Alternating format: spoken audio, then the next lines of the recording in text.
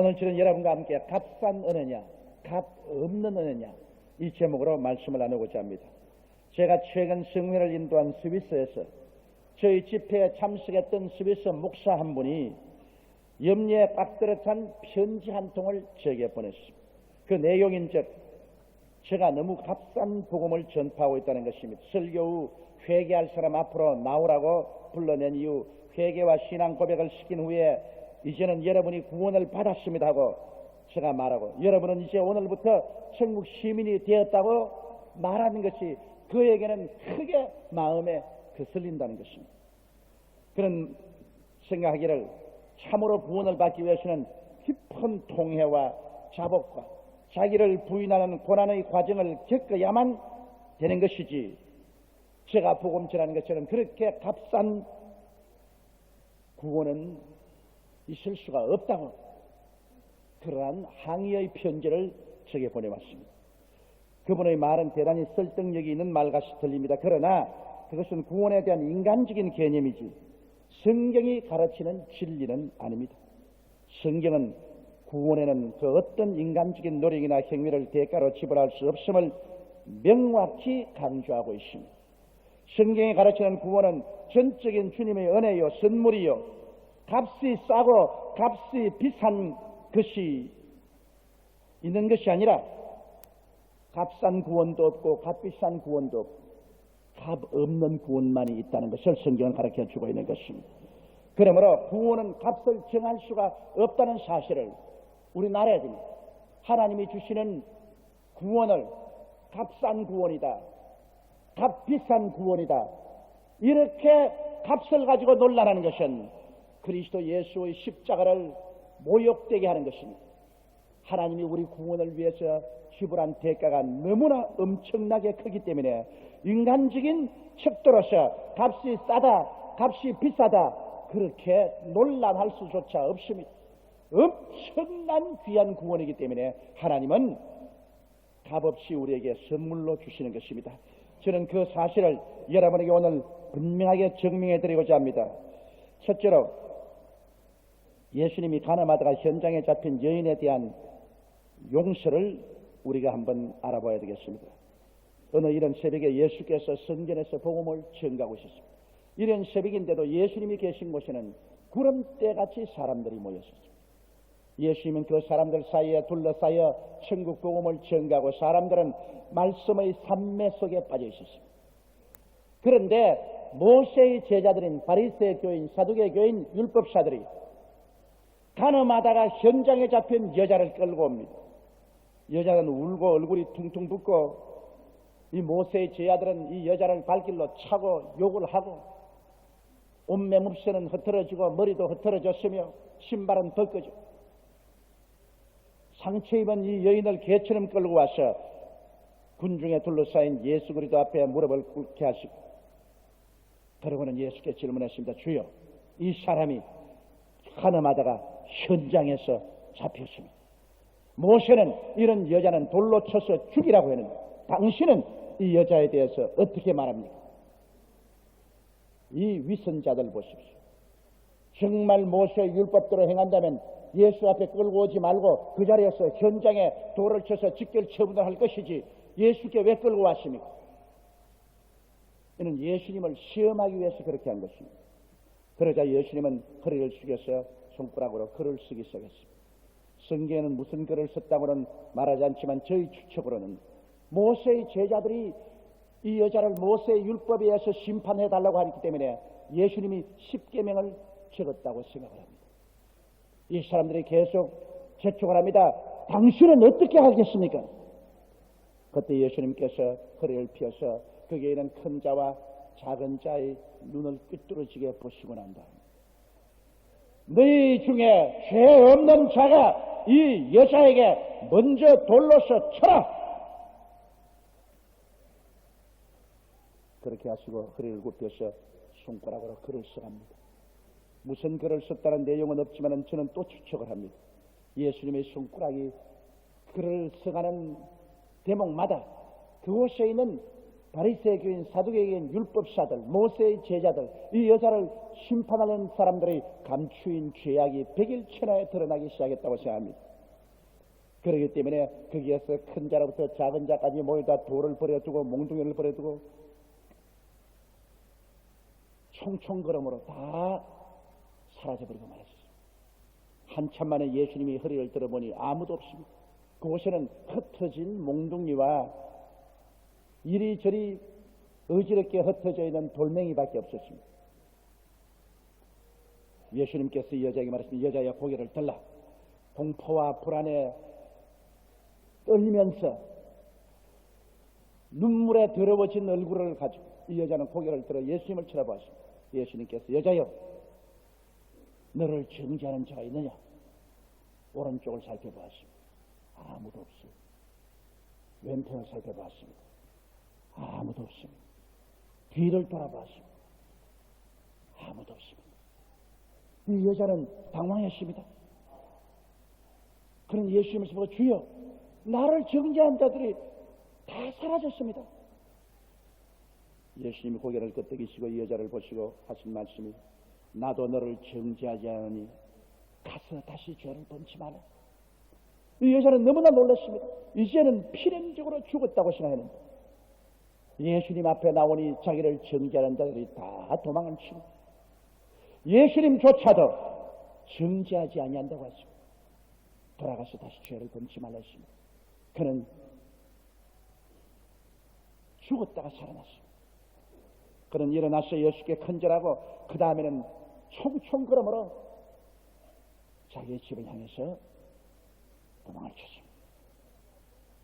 이 장면을 여러분 보십시오. 이 여자가 예수께 정죄를 받지 않고 용서받은 것은 예수님 앞에 몸부림을 치고 통에 자복했기 때문에 용서받은 것일까요? 그렇지 않으면 이 여자가 그 마음속에 개과천성해서 새 사람이 될 것을 주님 보셨기 때문에 그 공로를 보고 용서했을까요? 아닙니다. 이 여자는 죄인입니다. 그럼에도 불구하고 예수님께서는 일방적으로 이 여자를 용서해 주었습니다. 값싼 용서라고 말할 수 있을까요? 값비싼 용서라고 말할 수 있을까요? 아닙니다. 값 없는 용서입니다. 대가를 요구하지 않았었습니다. 주님께서 일방적으로 그 여인을 용서해 주신 것입니다. 우리는 여기에서 그리스도 용서에 값이 싸다, 값이 비싸다, 그러한 논란을 해서는 안 됩니다. 우리가 무슨 싼 값을 지불하고 혹은 비싼 값을 지불하고 예수님의 용서를 값주고 살 수 있는 것은 아닙니다. 예수님의 용서는 주님이 선한 목자이기 때문에 우리에게 일방적으로 값없이 은혜로 주시는 것입니다. 그러므로 오늘 이 시간 두 번째 생각하고 싶은 것은 정죄하지 않은 예수님이신 것입니다. 예수님이 세상에 오신 것은 여러분과 나를 찾아서 모세의 율법으로 일일이 죄를 정해서 우리를 심판하려고 오신 주님이 아닙니다.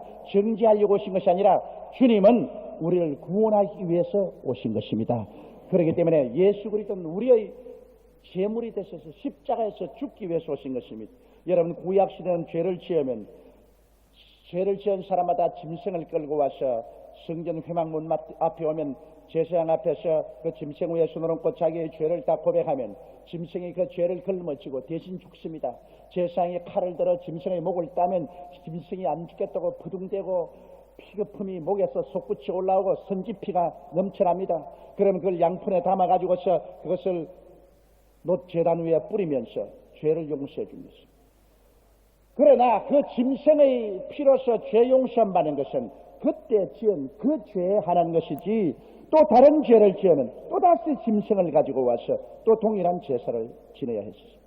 대제사장이 매년마다 이스라엘의 죄를 속하기 위해서 1년에 한 번씩 짐승의 피를 갖고 지성소에 들어가서 피를 언약궤 위에 뿌리고 이스라엘의 죄를 속죄한다 할지라도 그것은 매년마다 반복해야 됩니다. 그러므로 개인의 죄나 국가적 죄나 한 번 제사 드림으로 그 죄를 영원히 용서받지 못하고 죄를 지을 때마다 제사를 지어야 됐습니다. 히브리서 10장 11절에 보면 제사장마다 매일 서서 섬기며 자주 같은 제사를 드리되 이 제사는 언제든지 죄를 없게 하지 못하거니와라고 말했습니다. 그러므로 구약시대에 살았다면 여러분은 죄를 지을 때마다 짐승을 가지고 와서 성전에 와서 대신 짐승이 죽게 만들어야 됩니다. 그런데 예수님께서는 오셔서 여러분과 나의 죄를 위해서 하나님의 어린 양이 되셔서 십자가에 올라가셔 죽으셨는데, 예수님의 제사는 어떤 제사냐? 성경 히브리서 10장 12절에 오직 그리스도는 죄를 위하여 한 영원한 제사를 드리시고 하나님 우편에 앉으시니라. 예수 그리스도의 제사는 영원한 제사입니다. 예수님은 한 번 제사를 드림으로 말미암아 모든 과거의 죄도 다 청산해버립니다. 우리의 미래의 모든 죄도 다 대신 갚아버립니다. 일괄 제사인 것입니다. 구약에 제시할 때마다 짐승을 잡아서 제사드려서 용서받는 것이 아니라 주님은 영원히 일괄해서 한 번 제사로서 모든 죄를 다 청산해버리고 말한 것입니다. 그렇기 때문에 여러분과 난 예수 그리스도의 십자가 보혈을 통하여 영원히 용서를 받아버리고 말한 것입니다. 과거도 용서받아버리고 현재도 미래도 영원히 용서를 받아버린 것입니다. 이러기 때문에 히브리서 10장 17절로 19절에 또 저희 죄와 저희 불법을 내가 다시 기억지 아니하리라 하셨으니 이것을 사선적 다시 죄를 위하여 제사 드릴 것이 없나니라. 영원히 하나님이 용서해버렸으니까 이제 하나님은 우리의 죄를 기억도 하지 아니하시고 우리 죄 때문에 다시 제사 드릴 것이 없는 것은 영원히 용서해버렸기 때문인 것입니다. 여러분은 그러므로 용서의 품에 안겨 있습니다. 하나님의 용서가 여러분을 24시간 365일 영원히 여러분 위에 덮고 있는 것입니다. 여러분이 지금 죄를 짓고 있더라도 벌써 용서 안에서 죄를 짓고 있습니다. 죄를 지으면 하나님과의 화목이 깨어집니다. 그러므로 우리가 다시 회개하고 들어오면 화목이 다시 이루어져서 대화가 이루어지는 것이지, 여러분이 현재 비록 죄를 짓더라도 그것은 이미 하나님의 용서 안에 있는 것입니다. 그러므로 하나님께서는 우리를 영원한 용서로서 우리를 품어 주신 것입니다. 이러기 때문에 우리는 다시 죄를 다하여 제사 드릴 것이 없습니다. 예수 십자가 하나로서 영원히 우리는 만족해야 되는 것입니다. 영원히 그 제사를 통해서 하나님 우리를 용서해 주신 것입니다. 이러므로 우리가 무슨 잘해서 용서받는 것도 아니고 의로운 행동을 해서 용서받는 것 아닙니다. 일방적으로 하나님이 그리스도 예수를 통해서 우리의 죄를 용서해 주신 것입니다. 오늘날 세상에 예수 안 믿는 사람도 다 하나님의 용서하에 있지만 그들은 용서를 받아들이지 않습니다. 용서를 받아들이지 않기 때문에 그들은 용서가 효과가 없습니다. 그러나 여러분은 예수 그리스도 안에서 하나님의 용서를 받아들이기 때문에 여러분은 영원히 용서받은 사람들이 되어버린 것입니다. 그러므로 용서는 여러분의 생활 가운데 시시각각으로 효과를 발생하면서 여러분을 용서하고 있는 것입니다. 이러므로 이 용서는 값이 없습니다. 믿음으로만 받아들인 것입니다. 여러분이 싼 값을 주고서 산 것도 아니고 비싼 값을 주고서 용서받은 것도 아닙니다. 값없이 믿음으로 말미암아 용서를 받은 것입니다. 그러므로 구원은 은혜의 선물입니다. 에베소서 2장 8절 9절에 너희가 그 은혜를 인하여 믿음으로 말미암아 구원을 얻었나니 이것이 너희에게서 난 것이 아니요 하나님의 선물이라. 따라서 말씀했어요. 행위에서 난 것이 아니니 이는 누구든지 자랑치 못하게 함이니라. 우리가 행위로서 싼 값을 주고 산 것도 아니고 비싼 값을 주고 산 것도 아닙니다. 무조건하고 값없이 하나님이 선물로 주셨기 때문에 우리는 믿음으로 받아들였을 따름인 것입니다.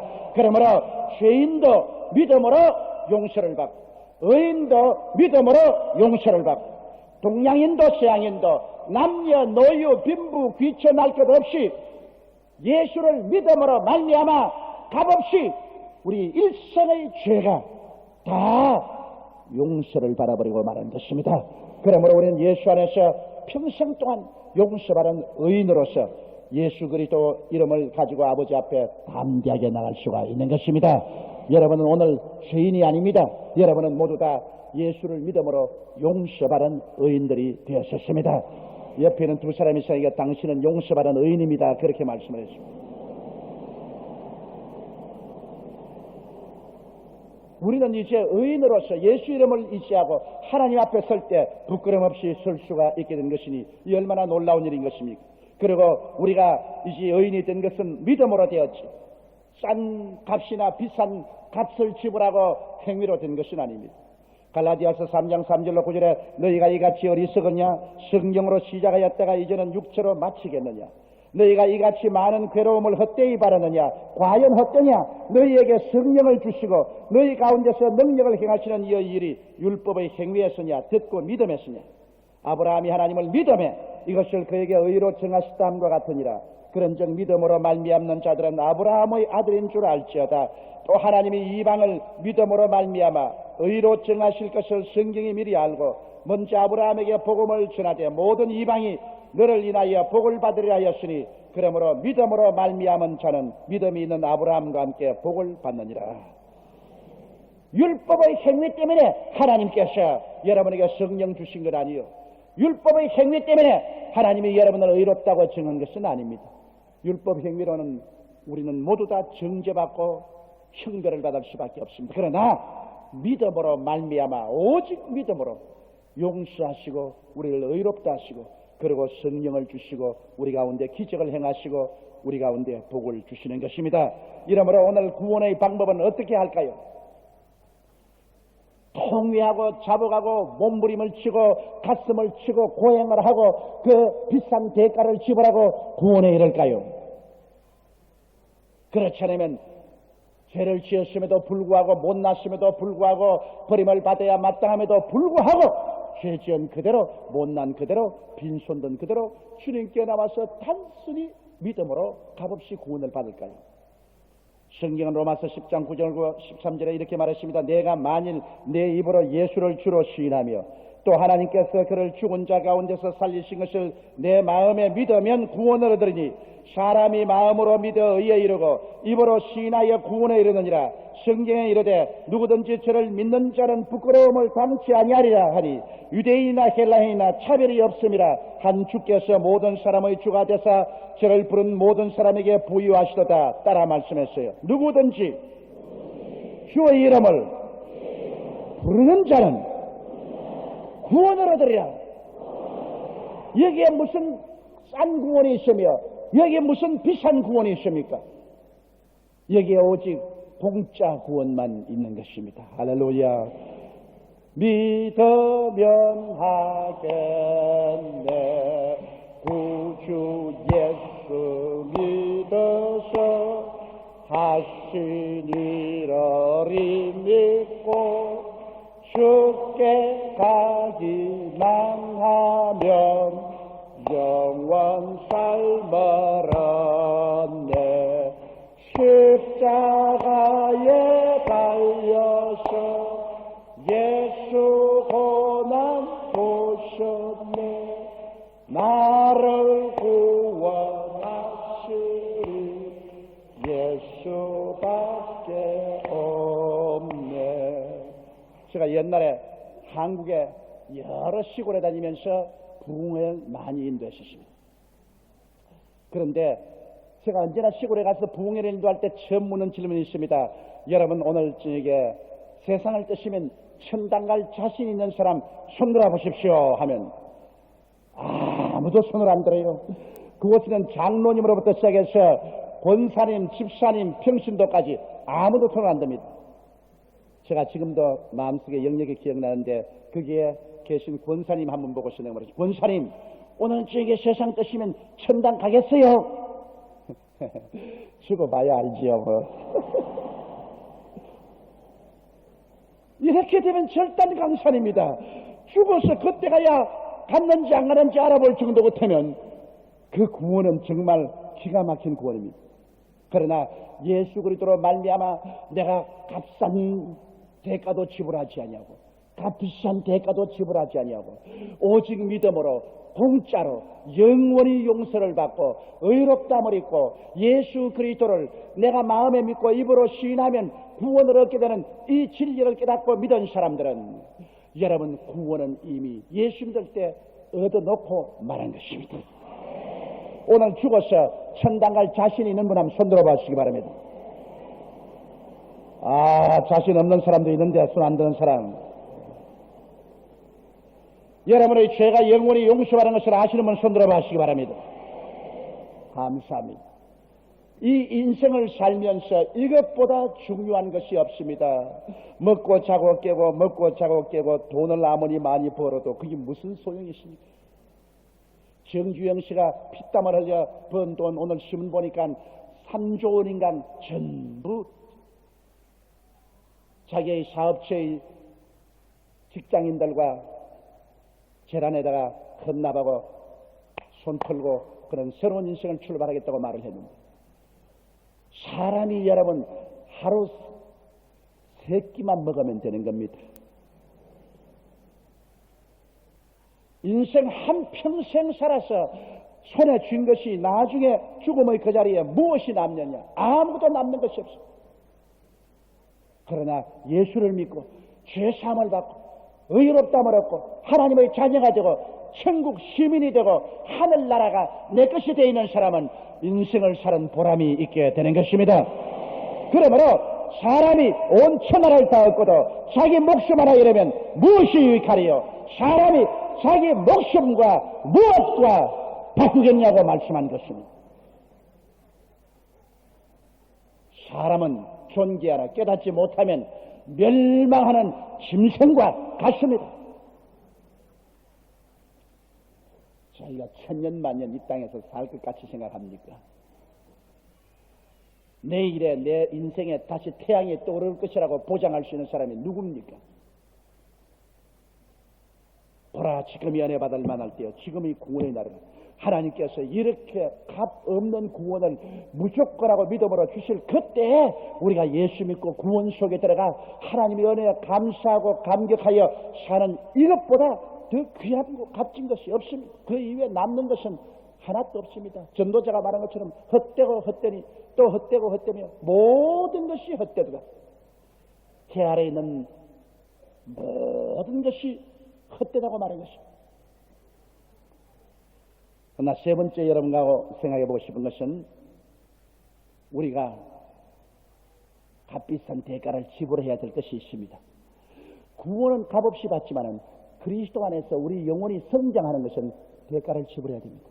우리가 어머니 뱃속에서 태어나는 것은 부정모혈로 값없이 세상에 생명을 얻고 태어납니다. 그러나 이제 장성하기 위해서는 내가 먹고 내가 숨쉬고 내가 마시고 내가 운동하고 내가 배우고 하는 노력이 필요한 것입니다.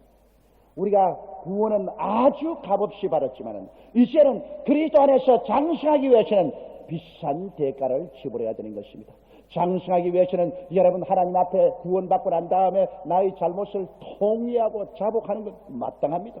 통회하고 자복해야죠. 이 스위스 목사가 말한 것은 구원을 받고 난 다음에 장성하는 데 필요한 조건을 구원의 조건으로 잘못 내어 세웠을 따름인 것입니다. 우리가 장성하기 위해서는 여러분 통회하고 자복하고 우리의 죄악을 씻어내야 됩니다. 그리고 우리가 말씀을 공부해야 되는 것입니다.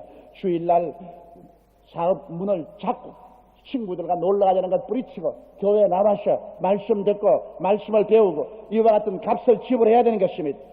열심히 기도해야 돼요. 제가 우리 성도를 보고 영적으로 자라기 위해서는 하루에 적어도 1시간 이상 기도하라고 그렇게 외쳐도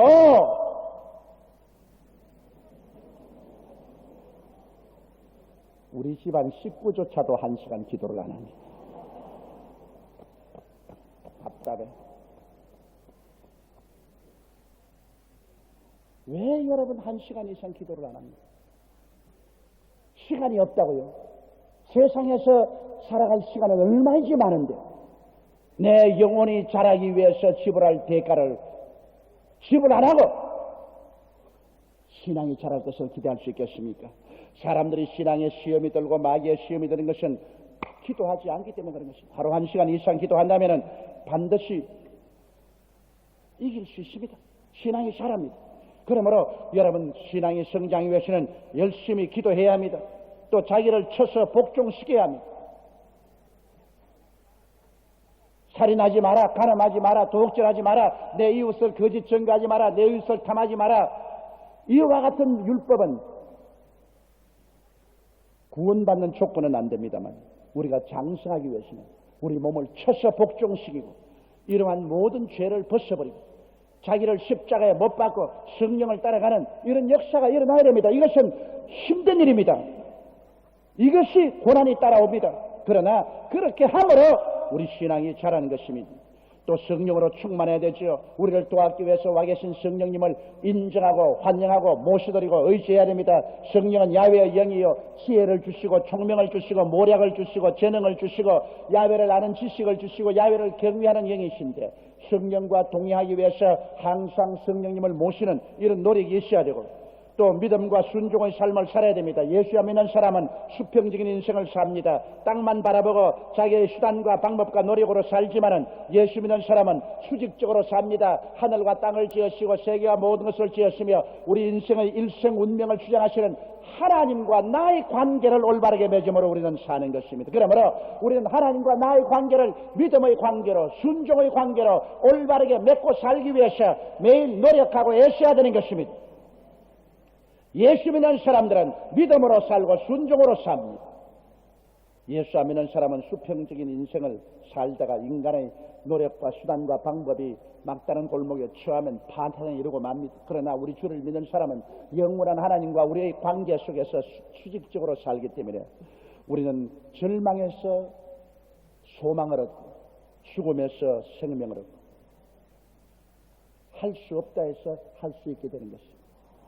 그러므로 절대 절망에서 절대 소망을 얻는 것이 우리의 신앙인 것입니다. 그러므로 믿음과 순종의 삶을 살도록 노력해야 되고 그 다음 봉사의 삶을 살아야 됩니다. 하나님께 11조 드리고 물질로 헌신하고 시간 드리고 노력 드리고 또 이웃을 내 몸같이 사랑하는 봉사와 헌신의 생활이 우리를 자라게 합니다. 여러분, 사람이 전부 자기 중심으로 살고 내게 있는 것을 내게 주소서, 내게 주소서, give me, 내게 주소서. 이렇게만 사는 사람은 절대로 자라지 않습니다. 자기를 남에게 줘야 돼요. 사랑을 주고 용서를 주고 동정을 주고 위로를 주고 이해해주고 은혜를 나누어주고 물질도 주면서 삽니다. 주라 그리하면 너에게 돌려줄 것이니 곧 후에 되어 눌러 흔들어 넘치게 해서 안겨주려. 주면서 사는 삶, 이것이 여러분 영혼을 자라게 합니다.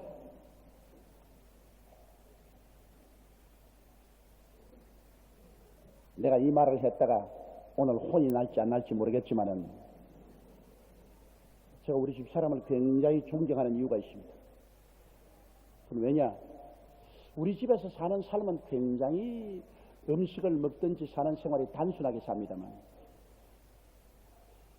그 여태까지 조금씩 모은 돈이 다 어디로 흘러가나 내가 퀘스천을 붙였다. 이 마누라가 자꾸 빼내가는 것이 아닌가. 남편들은 아내가 혹시 뒷구멍으로 돈을 뽑지 않느냐 그런 퀘스천을 한두 번은 해봅니다. 그런데 알고 보니 우리 집 식구가 굉장히 많아요.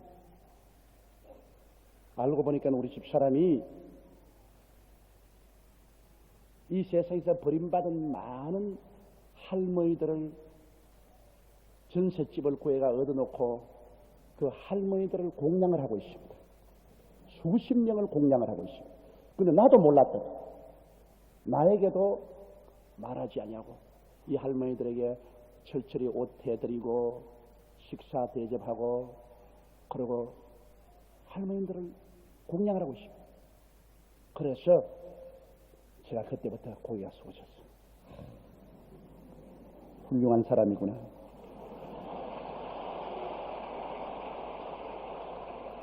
마누라 자랑하는 사람 8푼이라고 말하는데 나는 마누라이기 때문에 하지 않습니다. 우리 여의도 순복음교회 김성애 집사가 이런 착한 일을 하고 있는 것을 제가 최근에 발견을 하고 내가 너무나 마음에 감동을 받고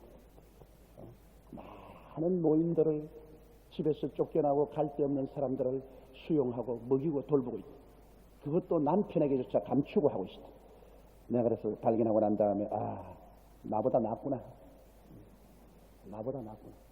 여러분, 인생을 살면서 봉사의 삶을 산다는 것, 오른손이 하는 것을 왼손이 몰라주어도 하나님은 아시기 때문에 종국은 알려져요. 아무리 감추어도 종국은 알려진다.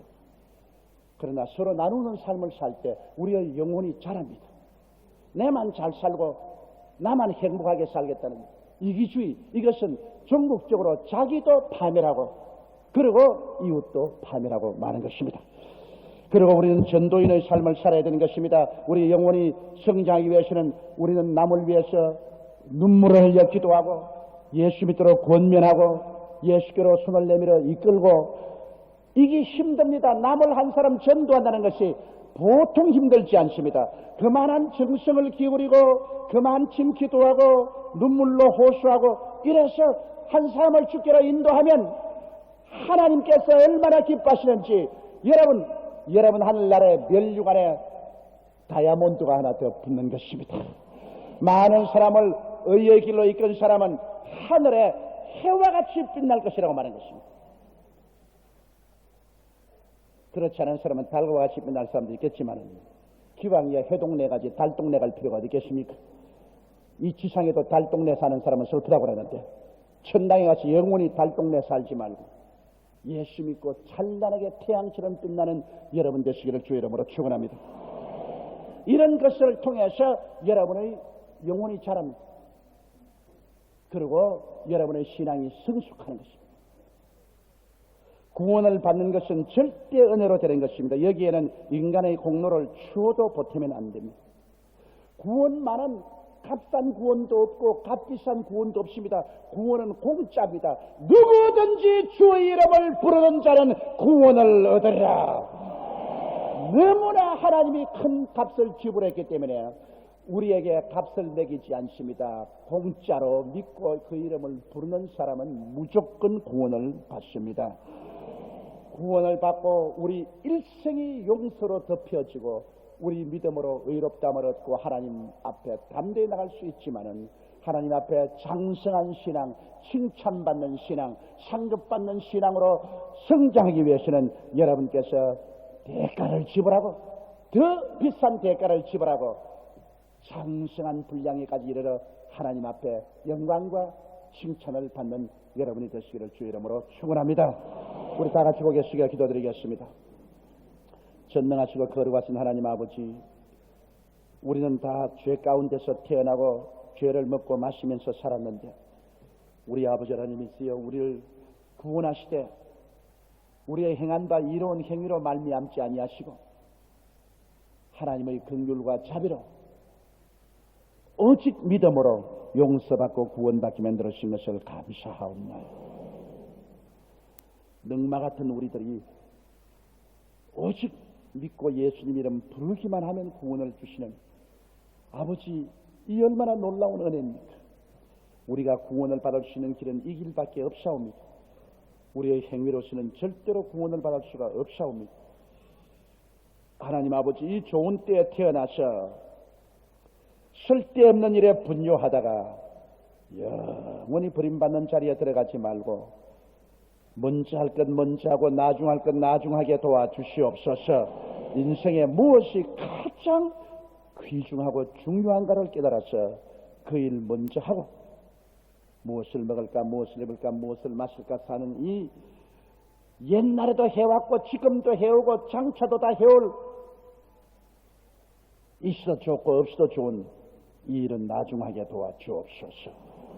예수님 이름 받들어 기도드리옵나이다. 아멘.